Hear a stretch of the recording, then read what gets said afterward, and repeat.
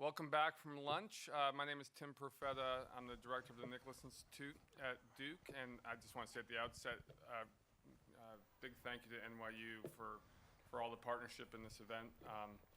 Really appreciate it, and it's really good to be working with the Institute again. My job here is to do a brief introduction of our lunch speakers. I'm going to try and do both those, be brief and introduce them, and I'm really delighted to have this job. First, I want to introduce Suedeen Kelly, who's a friend, Institute board member, and really can think of no one better to speak to the topics we are talking about here today. Since the start of RTOs, I think Suedeen's really been at the table, and I think maybe even made the table on a lot of these issues. Suedeen's history, as you probably all know, but I'm going to do this anyway. She served in New Mexico as a utility commissioner. She served as a FERC commissioner under 2 administrations, 1R, 1D. She served in the Senate with Jeff Bingaman at critical moments in energy policy on these issues. And now she represents at Gender and Block many of the market participants, some of whom were barely imagined 20 years ago when you started on this trek. As a Nicholas Institute board member, whenever we're engaging in RTO policy questions, I usually go, okay, let's talk to Suedeen, but let's first figure out who she's representing, because she's somewhere in this debate somewhere. And through that arc of history, Suedeen has gained a lot of insights into FERC, the RTOs, the rapidly changing grid, and we're hoping today to learn, and know we will learn from your experience and your expertise in thinking how to approach decarbonization and the concept of carbon pricing within the constraints we've talked about here today. To help us really get a good picture and guide us through what Suedeen is going to talk to us about, we're also very privileged to have EPA E&E reporter Rod Kuckro here. Rob, you've been at E&E now for 8 years, I think. 6. 6? All right, rounding error. Yeah, that's good. Following the ever-changing story of the U.S. electricity business model, and you were an energy reporter for a long time, long before that. And I think recently, if I've been looking at your coverage, you've been getting into this carbon pricing issue specifically as well. So hopefully, well, I had to get up to speed for this. So yeah, well, we've already got a benefit from this event even before we even got here. So thank you for that. So with that, please join me in thanking and welcoming Suedeen and Rod to the stage, and we look forward to your comments.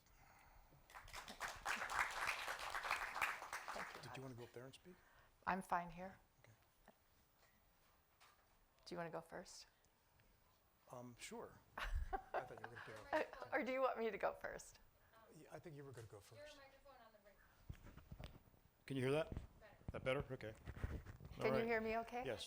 Okay. I think you were going to go first. Okay, I'm my going to mother go would want that first. to happen. Thanks, it's a pleasure to be here. I am interested in carbon pricing and all things economic and how they work in RTO markets. And that interest comes about from one thing that I did that Tim did not mention. I was a law professor for a while at the University of New Mexico, and I had a sabbatical in 2000. And I was teaching energy law, and I was teaching energy markets. And I didn't tell my students, but I didn't really understand how energy markets worked. And the California ISO and the Power Exchange had just started their markets. And given my sabbatical, I thought, oh, this will be great if they'll let me come and help them and learn how the market really works. So that was the year 2000. That was the year the California market imploded. It was, maybe some of you were there at that time, it was unthinkable that a market would implode, even though it was just newly formed. It was unthinkable that there would be inadequate electricity supplies in California. It was unthinkable that prices would quadruple or quintuple or more, except they put price caps in, which was unthinkable because the market was created so that you didn't have to regulate it. It was unthinkable that there would be blackouts. But all those things happened. And my takeaway after that was that although Enron took the rap for that, it really had to do with basic economics 101. There was a lot of demand that summer for electricity. There was very little supply. Prices rose. And how the market was structured by California, it was structured in such a way that the prices were in part irrational. And it's because the market was created and the rules were created by California legislation. The California legislation passed unanimously for both sides of the House. And that was in part because they did a very good job of getting consensus from all the market participants who were going to start this great experiment. Their mistake was they wrote those deals into the legislation. So the ability to set market rules was constrained by the legislation, and it was fatally flawed.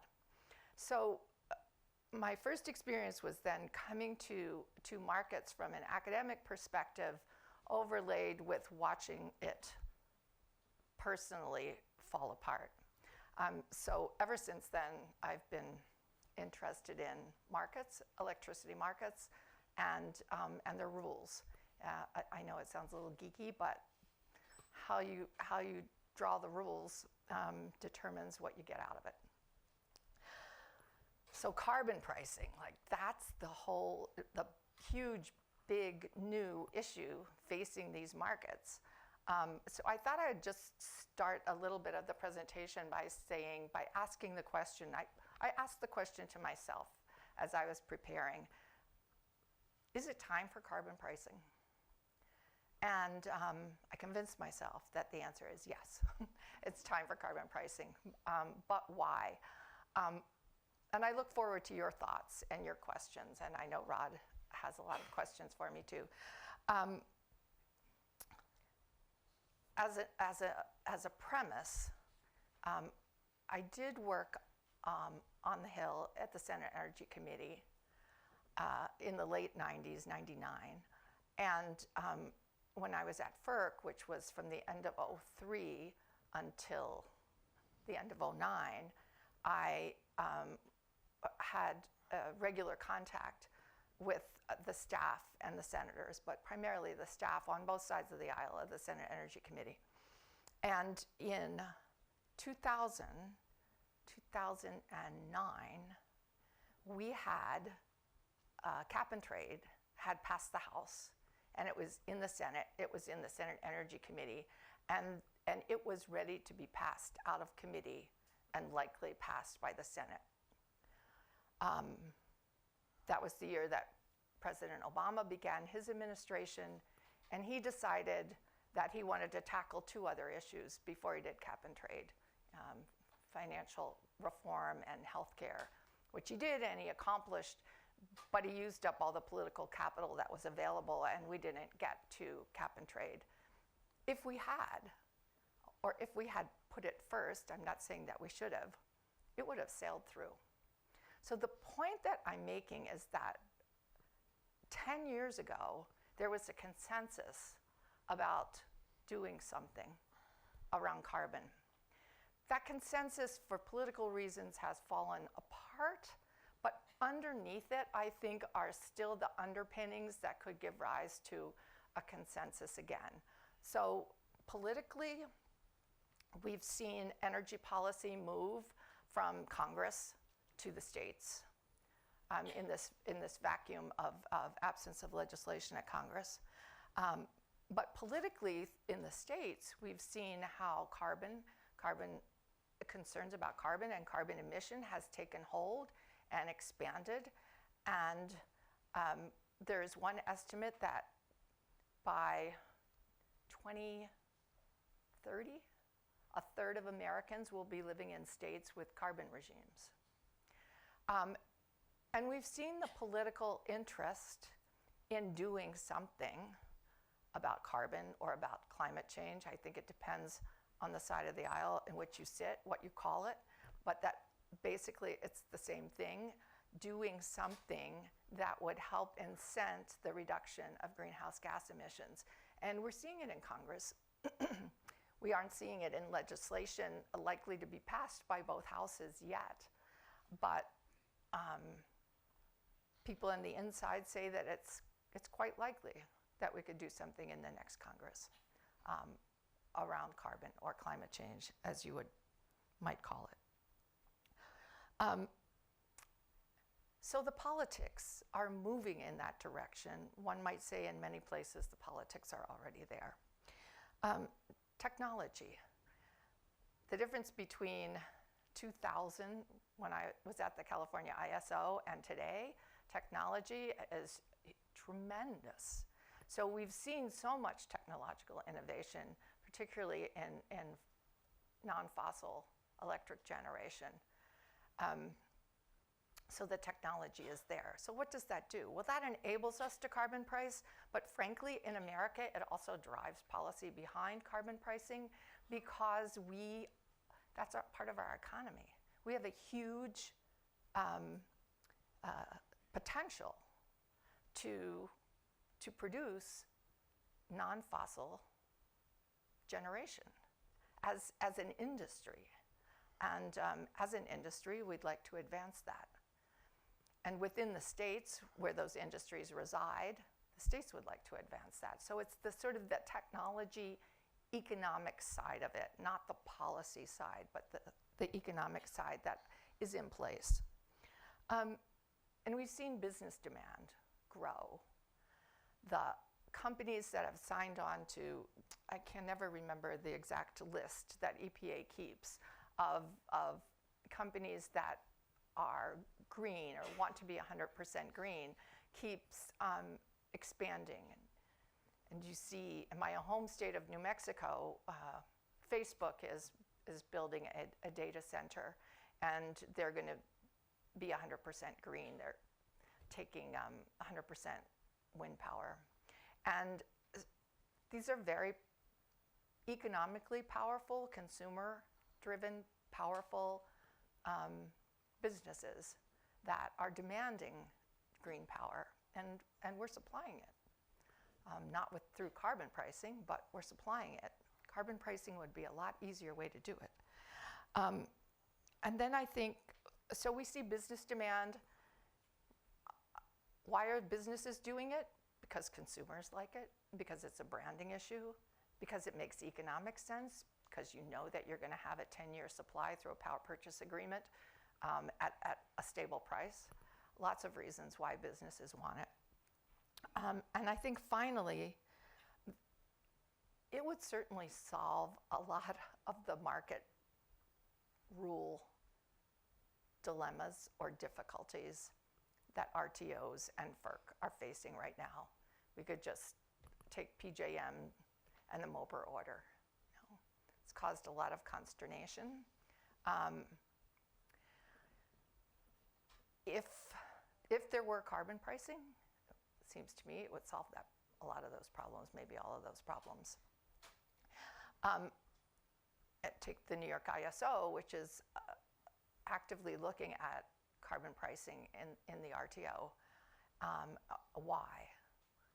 Well, in part, it's because the governor and the legislature and the PSC in New York are very much interested in carbon-free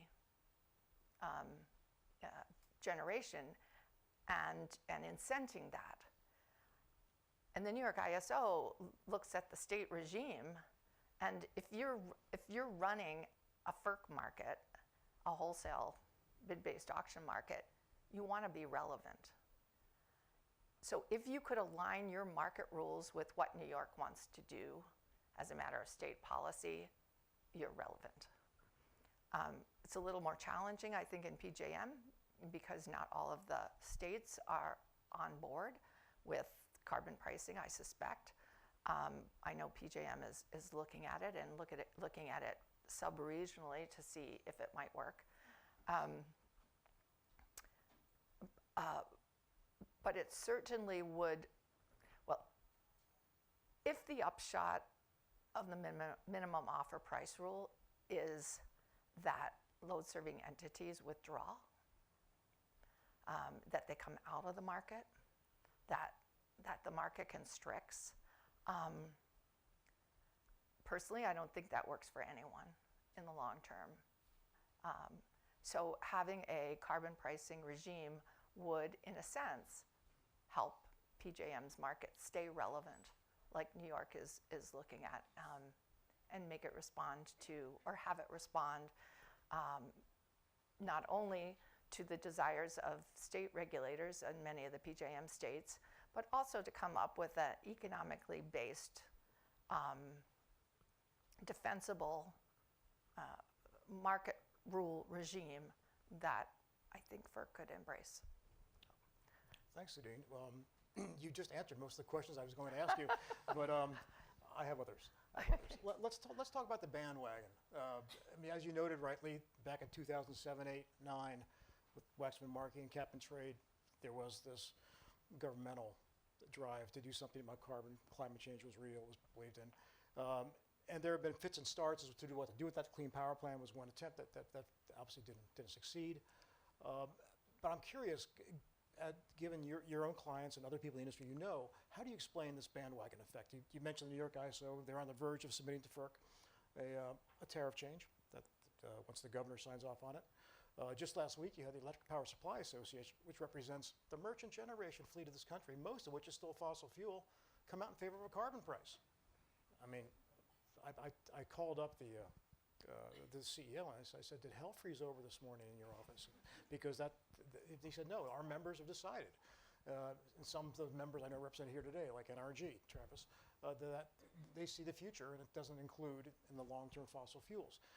The American Public Power Association just last week, for the first time in 13 years, finally arrived at a consensus position asking that Congress enact some kind of climate legislation to deal with carbon. And PJM, as many of you are aware who operate in that market, has an ongoing stakeholder process trying to look at not a carbon price per se, but how do they adjust border leakage to be able to accommodate, as you mentioned, Suedeen, the desires of the majority of states that want to do something about carbon and the small number of states like West Virginia and Kentucky that don't. So, but I want you to reflect maybe for the audience on, is this bandwagon just sort of an indication of there is no federal policy, we're not in Paris, that other people have taken over the leadership on that? Or is this going to be a sustained effort regardless of whatever happens with the November elections? I think it's going to be a sustained effort, yeah, on both sides of the aisle. I recall in 2009, I was talking to Senator Bingaman, who was the ranking member of the Senate Energy Committee then, and also from New Mexico. And he had been working with Senator Murkowski to craft the bill and to get consensus from the committee members and in the Senate as a whole. And I don't think he would be upset if I shared the conversation that I had with him, which provided me a really interesting insight into the legislative process for really big change. And what he said was, if you're going to price carbon, this was through cap and trade, all of a sudden overnight, you create a new commodity that's never existed before as a commodity to be bought and sold. And you create new wealth because it's a new commodity in a new market and it's demanding a price. He said, with that money comes a lot of flexibility. So what we do at the Senate is we look at the money that is going to be generated by this overnight change of creating a commodity in carbon, and we have money to work with. So we have gotten everybody at the table, including coal and oil, obviously high carbon. And how do we do that? Because we're able to give them other things they want. It's like the ultimate trade-off, but we have something to work with. So we can give money for clean coal and carbon sequestration experimentation to the coal industry, for example. So to me, that was such a fascinating insight that I almost look at carbon pricing as an opportunity to get everybody at the table with a new commodity, and we shouldn't squander it by not using that leverage to get everybody at the table. So, Is that factor driving? That was 10 years ago. You talked to Senator Bingaman about that. Is that factor even more important today? I mean, as you know, Wall Street now is valuing very much the companies that have established ESG principles, where they take into account clean energy and sustainable practices. And it's not just utilities that are engaging now in ESG principles. You've got, as you mentioned, Facebook, Walmart was mentioned earlier today. Apple, all the major tech companies, as the auto manufacturers, all want to do something to tell their investors, and they're making it very clear in their SEC filings that they value this long term. Is that because they see this eventually as being something that will pay off for them financially if they are ahead of their competition in terms of dealing with clean energy? And maybe that's going to be carbon tax, maybe it's going to be a carbon price, but in some way being out ahead of their competition in terms of doing something about carbon. Is that what's driving them? I think so, in part. And I'm sure because they want to be stewards of the environment and the globe as well. But if we can create a situation, and the legislative process gives us that opportunity, where we can craft a win-win, win-win-win-win-win, let's do it. So this conversation we're having, and what we heard earlier today, there's obviously a lot of interest, and this is happening in real time here in Washington, despite the lack of a federal policy. And a lot of the discussion this morning was about FERC and FERC's jurisdiction. And you've got now a majority of FERC of 2. And if you think of the General Counsel as the 6th commissioner, you've got him on board too, who would look at an issue like this as being entirely outside of their jurisdiction. Some attorneys I talk to in town attribute that to the fact that they sort of subscribe to the Federal Society philosophy that if it's not in the Federal Power Act or the Natural Gas Act, then FERC can't choose to do it. But of course, I think you might probably tell us anecdotes about your time on FERC when the chairman you worked under, Pat Woodwright, Joe Kelleher, and John Wellinghoff, all chose to do things that were not explicitly within the Federal Power Act because they thought it was good public policy or responded to a need expressed by stakeholders in the gas or electric sector. Yes. So, considering that, given your experience on FERC, and I know we talked yesterday, you were over there most of yesterday, how is this not getting through that there's a bandwagon moving, and it includes, frankly, most of the industries that they regulate, including the oil majors that are right now are large natural gas producers. And yet, to some observers, it would seem that FERC is going out of its way to sort of throw up barriers to anything having to do with clean energy because it may be associated with a drive to reduce carbon. I mean, when you get to sit down with people at FERC, former members of the commission of either party, does this come up? And if so, what's the consensus as to why this is still happening? So I'm not going to answer that question. But get as close as you can. I had to ask that one. But I'm going to go back to 1999 when I worked on the Senate Energy Committee, and Sam Fowler, who was chief counsel for the Democratic side of the aisle and who's still there, told me, I met him, and it was the first time I had met him, and I was working on a project for him. And he told me to go look at the Federal Power Act, which, because I was a law professor and taught energy law, I had looked at the Federal Power Act.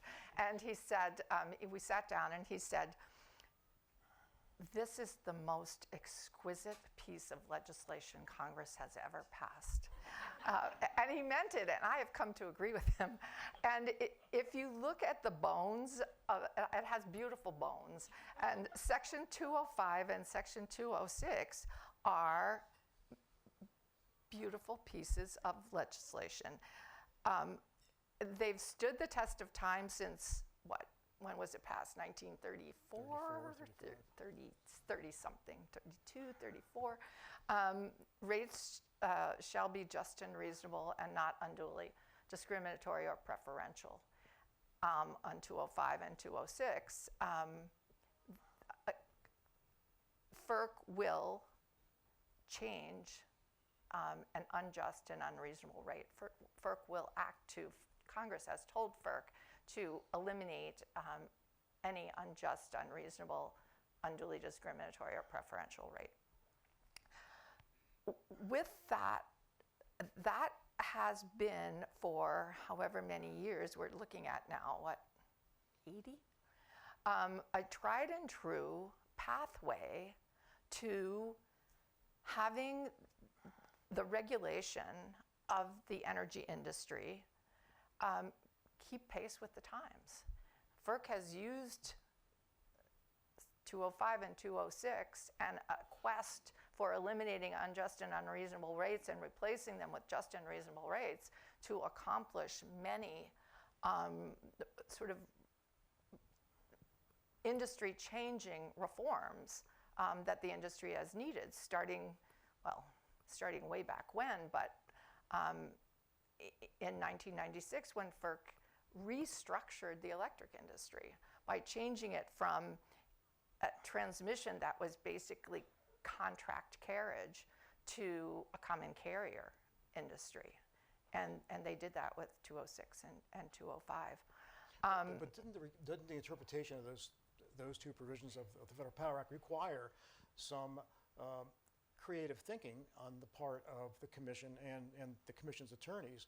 Because much of what was accomplished during your tenure and since your tenure, at least until this current Commission, did things that were never contemplated in the Federal Power Act because parts of the industry didn't even exist. Right. The technology certainly didn't exist that are being served by a lot of what you did when you were on the Commission to encourage transmission, to encourage smart grid, to encourage renewables.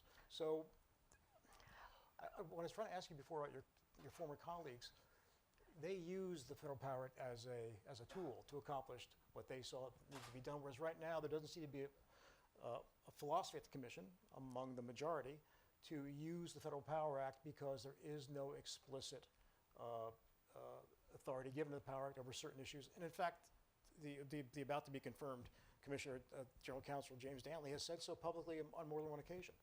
Well, I mean, it's not surprising that in 1934 Congress didn't say, "And thou shalt not do carbon pricing," right? It was like not an issue.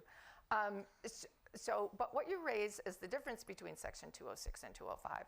So 206, which is the provision that the Commission used to initiate change in an industry, is a much higher standard than 205, because the Commission had to say, transmission owners, the way you have organized your industry is unjust and unreasonable. That's a heavy lift.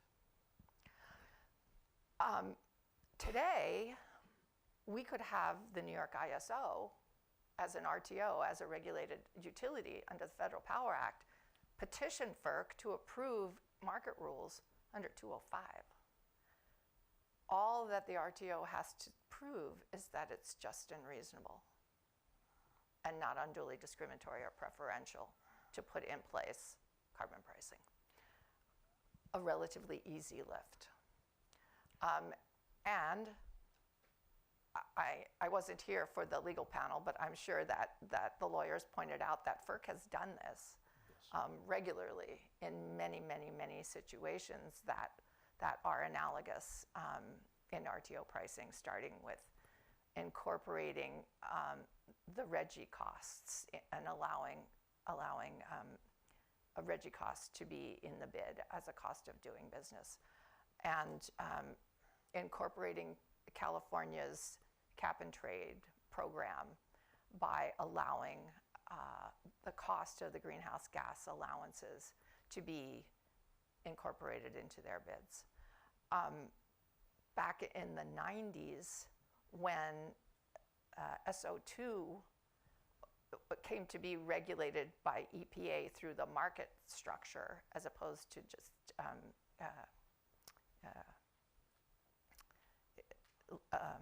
I've lost the name of the word for it, but they did it through SO2 allowances.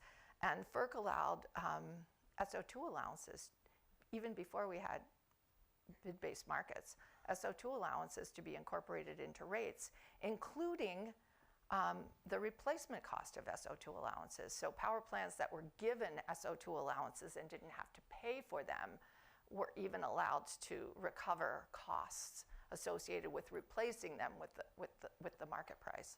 So FERC has pretty implicitly recognized that emissions, including carbon emissions, are a legitimate regulatory concern that has a cost established with it. It's a little different, obviously, to have an RTO come in and ask for a carbon adder for dispatch purposes than it is to say, well, we have a federal or a state program that is actually costing us money and we need to include it as a cost.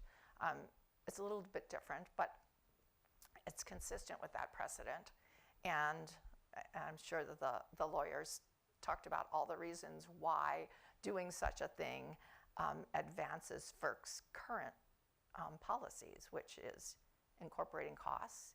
And there's reams of literature that there are costs to carbon emissions and that they're quantifiable. Incorporating costs, which in turn makes for a more competitive market, which is what FERC's goal is in having these markets be fairly fair, efficient, competitive, and on an even playing field. So in your opening remarks, you said now is the time for carbon pricing. The time has come to do that as one tool to address climate change. But earlier today, one of the it is time. Yeah. I'm not saying that if I were at FERC as a commissioner, I would open a 206 proceeding and say that it's unjust and unreasonable not to. And the devil's in the details, Right. and that's really important. But we had some commentary this morning from one of the attorneys that, well, carbon pricing is one tool, and it's laudable to pursue that if you can get it in a state or in an RTO, that in fact, in terms of bang for your buck, if you want clean energy and you want to decarbonize, existing state policies, ZECs and RPSs that are constantly being increased now are much better tools, and they're less prone to sort of political gaming by possibly FERC, because I don't know if you've heard this theory, but in that MOPR order, which was how many pages, 600 pages or so, that there is language in there that could give FERC the authority to just flatly turn down an ISO's desire to change their own tariff and price carbon. So in terms of the best tools, is this something the best tool now because there is no federal policy? Because you did allude to the fact there could be legislation at some point from the federal government. I think those state tools are fine tools.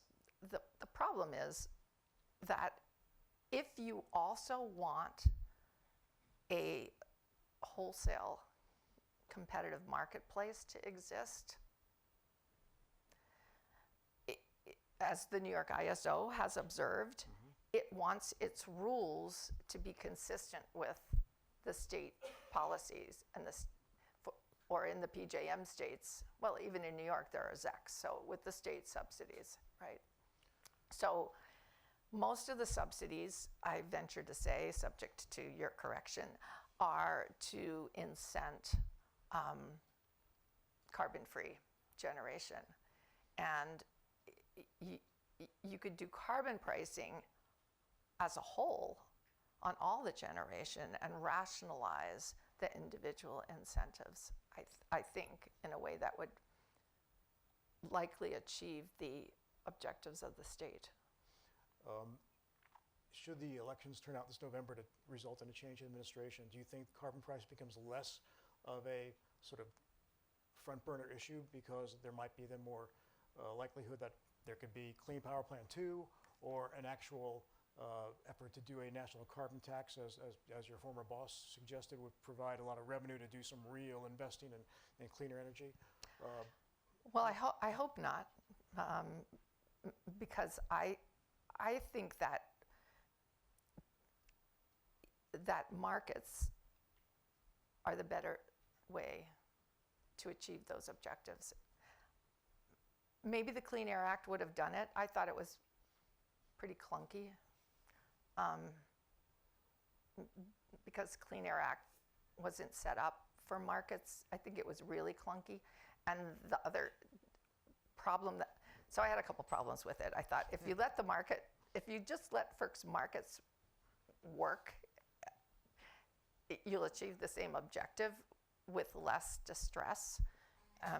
Second, let FERC be in charge of the market. The problem with the Clean Air Act is that it ends up being under, whatever your plan is, ends up being under the jurisdiction of the Secretary of the Environment in the state most of the time, when they tend not to understand the electric industry or the nature of its markets and its regulation. And it just seemed to me, if you're going to do something like that, if you want to give the authority to the states to incent clean generation, should give it to the PSC, not the Environment Department. But, so I don't think it's better. I think it's a tool. I like, from the perspective of somebody doing business, if I were a developer of solar power, I'd like to look at the United States as one coherent market instead of, well, now what am I going to do in New York? And what am I going to do in New Mexico? And how? Because it puts transaction barriers, and it increases the cost of doing business. I mean, if we have regional markets, and if we use those regional markets to rationalize it, it would be, I think, better. I want to return to maybe trying to get you to observe a little bit about what FERC's up to now with regard to this whole issue. I mean, we know there's been an ongoing polite but very forceful colloquy almost at every meeting now between Commissioners McNamee and Glick about the Commission's authority to do something about greenhouse gases. And so far... Oh, that's in the Natural Gas Act. Yes. Yeah. And so far, of course, there have been a lot of projects to prove that have stopped using the type of analysis that Chairman Bay used, when he had inaugurated this at FERC, which said, we can look at mitigation. That's not being done now. The courts are in the middle of deciding a number of those cases. But can you extrapolate from the way the Commission is now treating that aspect of climate change action? Can you foresee that sort of being predictive of what they may or may not do if the New York ISO or anyone else comes forward with any kind of proposal to change their tariffs to price carbon? No, not really, no. Because it's the Natural Gas Act and the law is different, and the inquiry that FERC is engaged in the Natural Gas Act is entirely different from determining whether market rules, no. Mm-mm. You don't think they're typical? No, I'm not going there. Okay, no. All right. Okay. No. Under the Natural Gas Act, FERC is trying to decide whether to certify infrastructure. Yes. That's not what they're doing under the Federal Power Act. And so in certifying infrastructure, since it's a major federal action, there has to be an environmental impact statement under NEPA. And so part of the inquiry is how much of what in connection with carbon emissions or climate change do you study? That's not what's going on in the electric market. And then finally, the bigger question, I think, is when you're determining need for infrastructure under the Natural Gas Act, should you look at what is going to happen to the gas that's going to be delivered and then burned or not burned, or should you take that into account? So luckily, we don't have to deal with all those issues in the all right. I just looked at my electric side. Philosophical connection on how the current members of the Commission are looking at GHG, climate change, carbon. But I guess you're saying that if they're executing their role as a commissioner properly, they're looking at the statutes differently, and that their personal philosophies about this do not come into play. No, I don't think so. Okay, all right. Well, obviously, any decision maker comes at a decision with their policy bent, but no, I think they're doing an honest job of reflecting their interpretation of the law. And the commissioners are right. These laws were written in the 30s, and they don't talk about carbon. Do you have any insight into the energy bill that Senator Murkowski is now moving through the Senate? It's being portrayed as a climate bill, but it really isn't, in fact. But would you like to see, as someone who used to practice at FERC and now practices before FERC, to have them look at some of these issues of the gray areas of jurisdiction, things that were sort of brought up when the Hughes case was adjudicated several years ago? Would it be worth trying to get more clarity in either statute? Well, now that I'm in private practice, I really have an appreciation for lack of clarity, because then they need lawyers. Lack of clarity equals billable hours. Yeah. Okay, all right, okay. But I guess that's not something you've heard as possible as maybe looking at some amendments, discrete amendments to the Power Act or the Gas Act, no? Yes. Yes. You know, it's the one thing that I did learn at I learned a lot of things when I worked at the Senate Energy Committee, but one of the things I learned is that it's very difficult for Congress to legislate in this area. It's a huge challenge, particularly if what you are doing is trying to take power away from the states, because those are your voters, those are your constituents.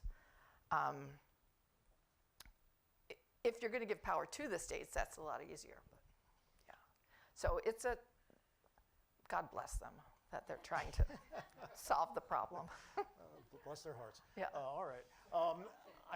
We initially, when we conceived this, thought we would take some questions from the audience, but I don't see anybody with cards walking around. Oh, do you have any? Do you have any questions? I don't have any questions yet. Oh, yeah. If people have questions, we can give you a card. We can take them by written card, or there actually are microphones here that we would be willing to trust you with, as long as you don't give a speech.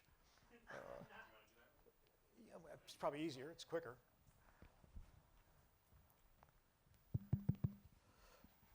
For Suedeen's sake, could you just tell us who you are, too? Hi, Jim Walsh, Food and Water Action. Thank you very much, and thanks for NYU and Duke for hosting us as well. You had talked about your experience in the office, and a representative had said to you that, you know, we're creating this new commodity that is going to provide these revenue sources and to do things, right? And that's coming back to people. And I wonder, you know, if in the drive to actually eliminate CO2, if creating a commodity may actually prevent us from ever getting rid of that, because we're creating such an economic engine and wealth space that people are going to want to protect and not actually go away, and that the talk of carbon pricing may actually further lock us into this, which might also explain why the oil and gas industry is also so supportive of the tax.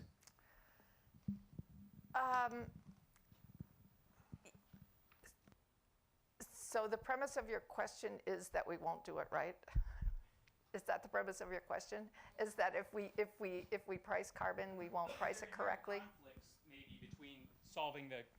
Are there inherent conflicts that exist between creating a new commodity market and wealth in the drive to actually eliminate this commodity from our economy?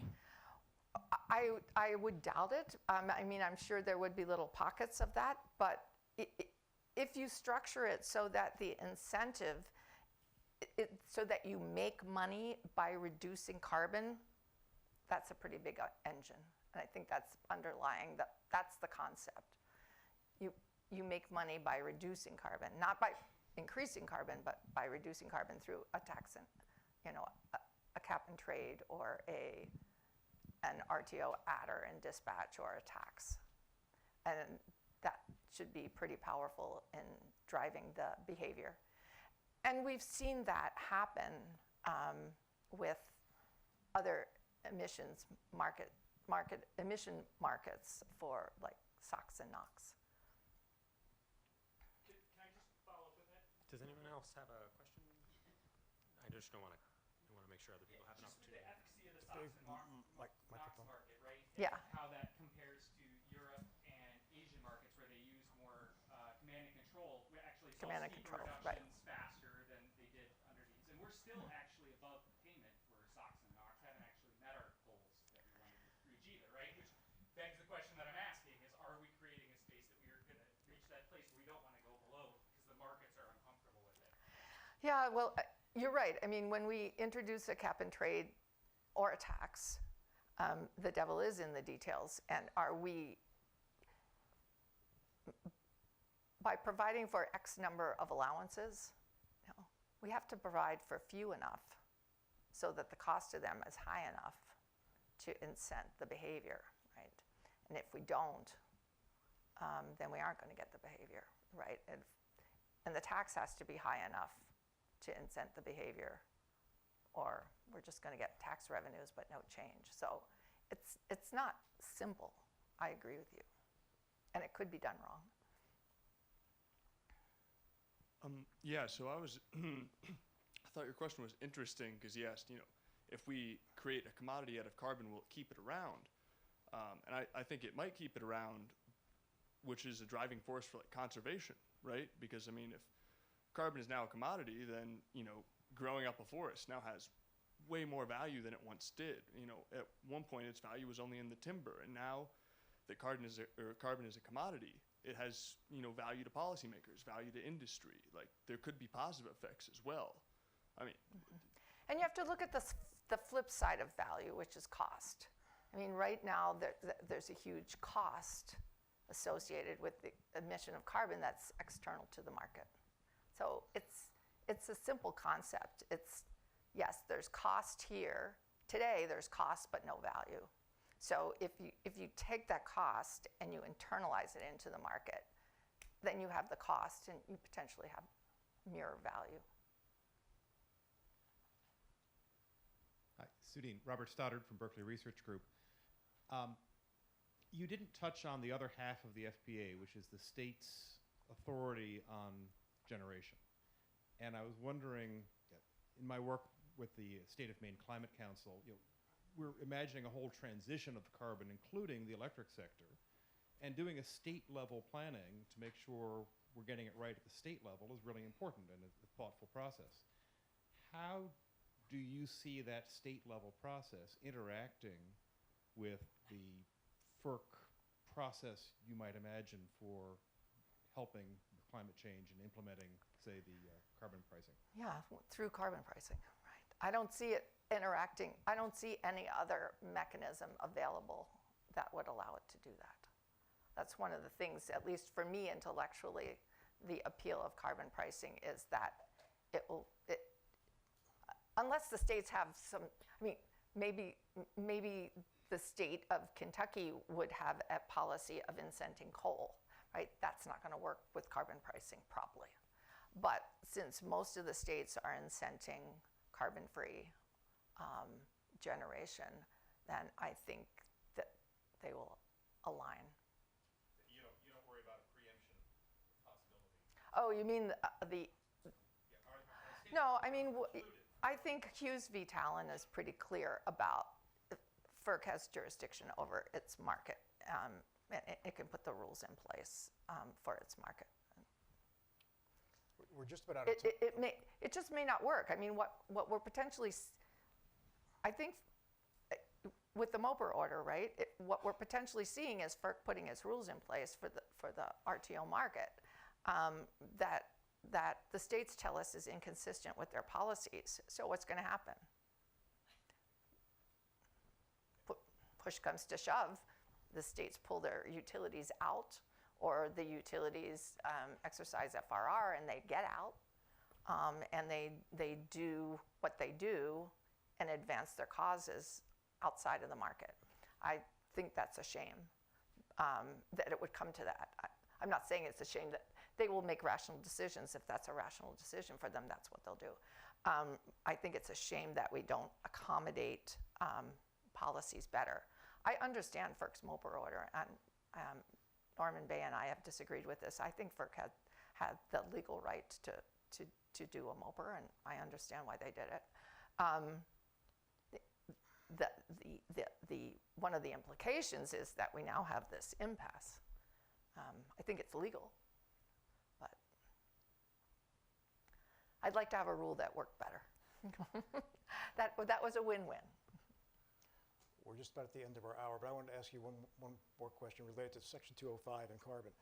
Knowing FERC as you know it now, as it exists today, as it may exist in the next administration of either party, will the industry the owners of generation, the demands of EEI members, EPSA members, APPA members be so strong that would the commission be inclined to take a hands-off approach to a well-reasoned Section 205 filing asking for tariff changes to allow carbon pricing?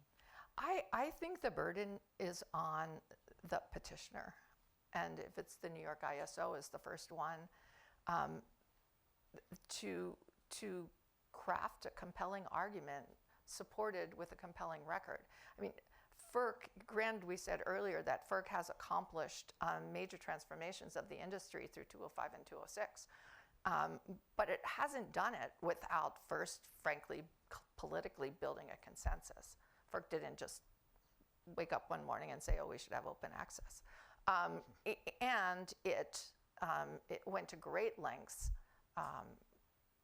with a lot of effort to put together a record that supported that kind of change. What's the record look like for the New York ISO to justify this? I think that some of the challenges in putting together the record is cost. How are you gonna price carbon? Okay. There's lots of literature out there, and I mean, FERC doesn't want to price it, and I don't think the RTO wants to price it. But somebody's going to have to price it, or there's going to have to be a settlement on a cost. I think that's a challenge. And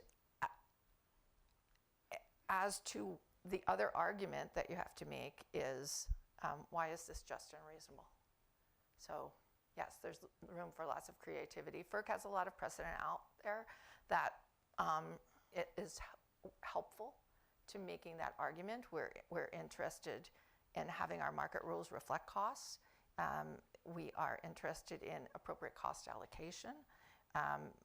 We are interested in price formation and ensuring that marginal costs, all marginal costs are included. We're concerned about undue preference for failure to include the right costs. We're concerned about cost causation, more so in the last 3 years or 5 years than before, and ensuring that the cost, if it exists, is pinned on the causer. So I think all that precedent is helpful. Apart from the sort of the economic, intellectual rationale, which I personally like, but I think probably would not be that effective as an advocacy tool, unless I were commissioner, and I would really like this argument, but is that what FERC's job is to be an economic regulator. That's its job. Why do we have economic regulation? We have economic regulation, FERC's economic regulation, because we have a monopoly. What is a monopoly? A monopoly is a market failure. FERC's job is to solve market failures. The existence of costs external to a market is a market failure. So it is consistent, in my mind, with FERC's job to internalize external costs if they're significant. You can't internalize all external costs, and it's on a spectrum, and how important are they? So, I mean, I would love to see, if I were a FERC commissioner, a presentation about the nature of carbon as an externality and how I've seen some of the literature, you know, the costs that it imposes are 7 to 10% higher, 7 to 10 times higher than, say, the costs imposed by other externalities that we haven't internalized, like radioactive emissions from nuclear plants or something. I had another brilliant observation that I'm trying to remember what it was. I was going to say, you just suggested a very good topic for a technical conference at FERC. So if anybody from FERC is here, you can take that back to the chairman. Are we out of time? Yes? Okay. All right. Well, that's gone by quickly. Suedeen, it's a pleasure. Thank you so much. Thank you very much. It was a pleasure.